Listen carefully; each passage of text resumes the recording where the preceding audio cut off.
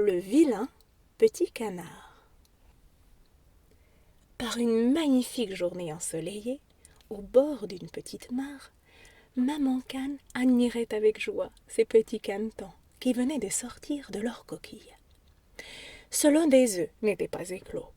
Cet œuf-là était plus gros que les autres. Une autre cane, qui passait par là, félicita l'heureuse maman, mais affirma que le gros œuf était sûrement un œuf de dinde. Maman Cane continua cependant de couver cet œuf si bizarre. Et enfin, un jour, la coquille se fissura, se brisa, et il en sortit un drôle de canard, plus grand que la normale et tout ébouriffé. Les autres canetons se moquèrent immédiatement de lui, parce qu'il n'était pas très beau. « Oh, qu'il est laid !» s'exclama l'un. « C'est le vilain petit canard !» ajouta un autre. « Mais ce petit ne peut pas être à moi !» pensa la mère. « Est-ce un dindon ?»« Il n'y a qu'un moyen de le savoir, » cancana-t-elle. Elle emmena sa progéniture à l'étang. « Oh, je serai vite fixée, » dit la cane. « S'il nage, c'est que ce n'est pas un dindon. » Le vilain petit canard suivit les autres canetons sur l'eau, sans problème. Il nageait même avec plus d'aisance qu'eux, ce qui rassura Maman Cane. Mais tous les canards de l'étang continuèrent à se moquer de lui.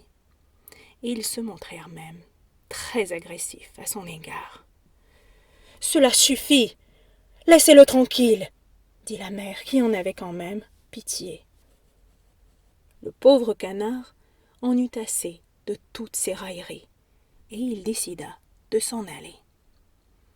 Tous ceux qu'il croisait sur son passage riaient de lui. Un jour, il arriva devant une petite maison où vivait une vieille dame avec des poules et un chat. Au début, les occupants de la demeure se montrèrent accueillants avec le nouveau venu. Mais si la vieille dame était gentille, c'est parce qu'elle croyait que le petit canard allait lui pondre des œufs, comme ses poules. Aussi, quand elle s'aperçut qu'il ne pondrait jamais, elle le chassa. « Allez, oust, va-t'en, vilain petit canard, déguerpi. Allez, ouch, ouch, ouch !» Le vilain petit canard continua donc son chemin. Il erra, seul, dans les mares et les étangs de la région. Un jour, alors qu'il regardait vers le ciel, il aperçut un groupe de grands oiseaux blancs. Il les trouva superbes. C'étaient des cygnes qui partaient vers les pays chauds.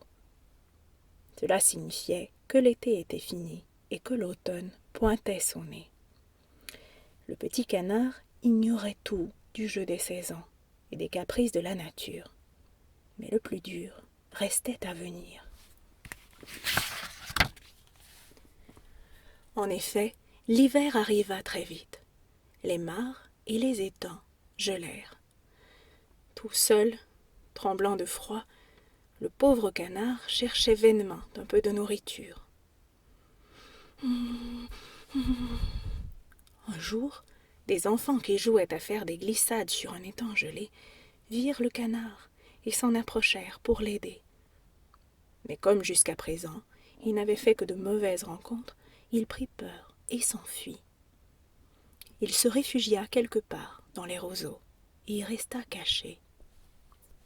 Heureusement, son calvaire prit bientôt fin. Un soleil plus chaud refit son apparition et l'eau dégela. À sa grande surprise, le petit canard aperçut entre les roseaux quelques-uns de ces magnifiques oiseaux blancs qu'il avait vus en vol avant l'hiver. Ils nageaient à présent au milieu de l'étang. « Oh, ils sont revenus !» se dit-il. Il avait une très forte envie de les rejoindre, mais il pensa que comme les autres, cela aussi allait se moquer de lui et le maltraiter. Tant pis, l'envie était trop forte, et il se mit à nager vers eux.